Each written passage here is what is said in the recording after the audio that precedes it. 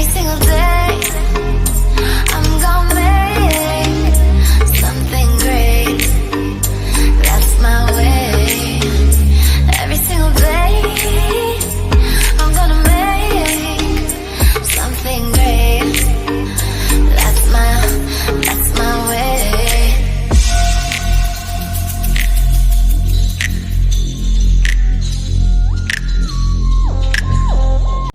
Welcome back to Simply Mama D's. Today we're going to make quiche out of leftover taco meat that we made for burritos last night.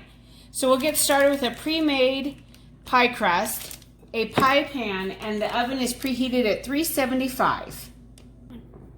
So now we're just prepping our pie crust into the pan. We've already had it sitting out for about 20-30 minutes on the counter according to the package instructions. Doesn't have to be super fancy. I'm just not one that makes homemade pie crust, so I always buy the pre-made ones. I cheat that way. I just have no tolerance for anything that requires yeast or a lot of kneading or breading and a lot of work with bread. I just don't have the patience for that. So we're just going to go ahead and kind of set up a design on the side. You can fork it, you can fold it over, you can make it super fancy. I'm not really in a mood to make anything fancy today. I just want it to be simple and easy and something that my kiddos will love to eat for a good weekend brunch. The pie crust is ready. I'm going to go ahead and do a little trick for my quiche. I actually pre-baked the quiche for about 10 minutes in the oven on 375 with foil in it, and it just sets the crust. I've learned to do this from a coworker years ago, and I kind of tweaked it to my own method. I actually saved these beans. They're not edible anymore because I reuse them just to be kind of like the pie weight, to be inexpensive rather than having to buy fancy pie weights at a cooking store. And now we'll put this in the oven for about 10 minutes while we prepare the actual quiche inside. Now we're going to start getting the quiche ingredients together. Can't even get my words together. Obviously, I need coffee. And it's the middle of the day. Anyway, we're using 8 large eggs. We'll go ahead and crack those.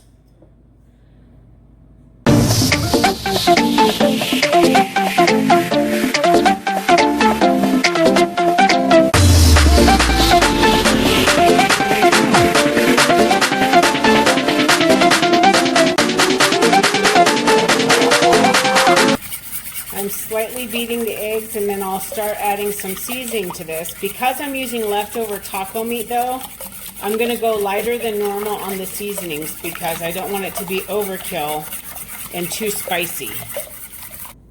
So go ahead and add a little bit of chili powder.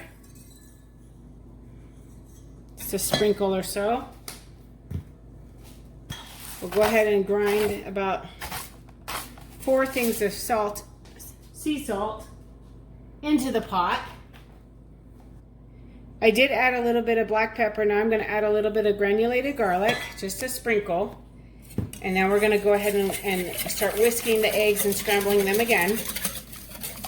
Kind of do it in phases because we're adding things to this.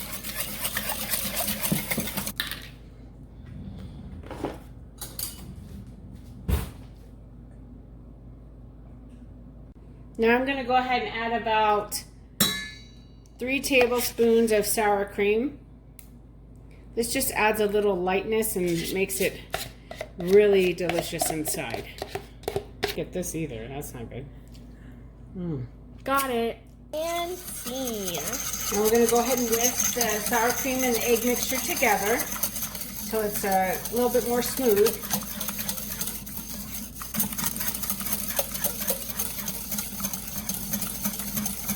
I want it to be almost looking like a cake mix, but sometimes I skimp on time, but I want to make it smooth because we're adding the meat to it.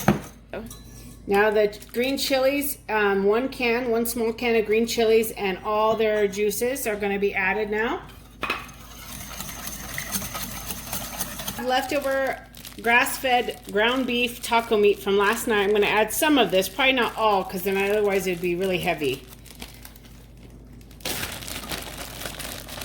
So maybe an equivalent of about 2 to 3 tablespoons. But we'll see.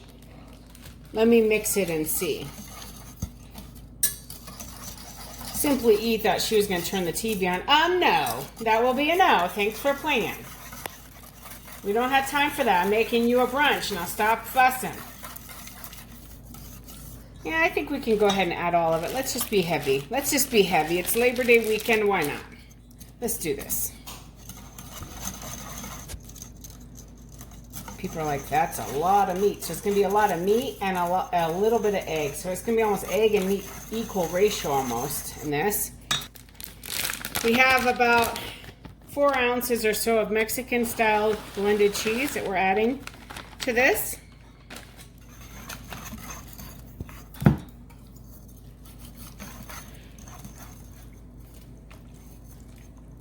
Don't need to mix it as much. Just going to lightly blend it together. So now we've got the preheated quiche with the beans. We're going to just set that to the side to cool so I can reuse those. And we'll change our temperature down to 350. I'm going to go ahead and pour this inside mixture of the quiche right into the quiche crust. I always put it to the edge. It sometimes bubbles over, but I'm notorious for doing that. Now I'm going to go ahead and put this quiche in the oven in the middle rack and bake it for about anywhere from 40 minutes to an hour, depending. I'll check it at about 40 minutes. So now, in order to make sure the quiche is ready, we'll take a knife in the center and it comes out clean, or relatively clean. It's done. The crust on this is a little browner than I normally like, but that's because with the meat, it took longer to cook than normal. So now we'll take it out of the oven and let it set for about 10 minutes so it can set. Look at that delicious beauty. So now you'll see that the quiche has essentially flattened down now that it's cooled down a little bit for about 10 minutes. We ended up cooking it for 50 minutes in the oven on 350. And now we're going to go ahead and slice into it and serve it with fresh fruit, or you could do roasted potatoes or what have you. Today, because it's a heavier quiche, we're just going to do quiche and fruit. Now, most times this is about 8-person serving. However, in my household, well, let's just say Mama D gets a sliver each time, and the kids generally eat about 1/4 of this in one sitting. So that's their serving. Don't judge. And here is the finished quiche. You'll see all the taco meat in there. It's nice and meaty and cheesy and good. And then we just have fresh fruit on the side. Hopefully, if you like this video, please don't forget to like, subscribe, and share Simply Mama D's. Have fun. Brunch is a great meal. Enjoy.